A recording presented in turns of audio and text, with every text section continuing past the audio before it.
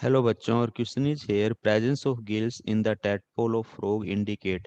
देखिए, अगर हम बात करते हैं जो हमारा फ्रॉग का टैडपोल है, ठीक है, इस टैडपोल के अंदर गिल्स की प्रेजेंस है, तो अल्टीमेटली हम यही कह सकते हैं कि इस टैडपोल के जो एंचेस्टर्स रहे होंगे, जो एंचेस्टर्स हमारे पास है, उनके अंदर क्या होगा, ऑलरेडी गिल्स प्रेजेंस होंगे। यानी कि हम डायरेक्ट बात कर सकते हैं पीसीज की, जिसके अंदर हमारी फिशेज आती है। तो हम कह सकते हैं टैडपोल, यानी कि जिस फ्रॉग के टेडपोल की, यानी कि हम एम्फीबियंस की बात कर रहे हैं। तो मोरल ऑफ द स्टोरी क्या निकल के सामने आ रहा है कि ये जो एम्फीबियन का ओरिजिन है, ये किससे हुआ है, पीसीज से, यानी कि फिशेज से हुआ है।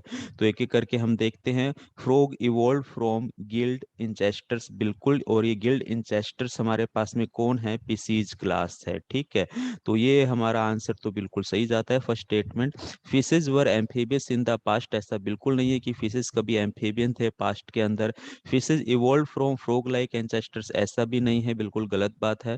Frog will have gills in futures, तो ये बिल्कुल हमारा स्टेटमेंट सही नहीं है, क्योंकि पर्टिकुलर हम यहाँ पे कह सकते हैं कि हमारा जो टैडपोल के पास में गिल्स है, तो इसका मतलब ये नहीं कि फ्रॉग के पास भी गिल्स होंगे फ्यूचर के अंदर, ऐसा कुछ भी नहीं है। हो सकता है रिट्रोग्रेसिव मेटामॉर्फोजेनेसिस हो, जिसके अंदर होता है क्या देखने को, कि लार्वा हमारा जब अडल्ट के अंदर बदलता है तो ये लेस डेवलप भी हो सकता है, जरूरी नहीं है इससे हमें देखने को मिले कि मोर डेवलप हो। जब ये लेस डेवलप होगा तो हम रिट्रोग्रेसिव मेटामॉर्फोसिस के नाम से इसको जानते हैं। तो ये ऑप्शन भी गलत जाता है, तो ऑप्शन ए हमारा क्या है, बिल्कुल राइट आंसर है। Thank you.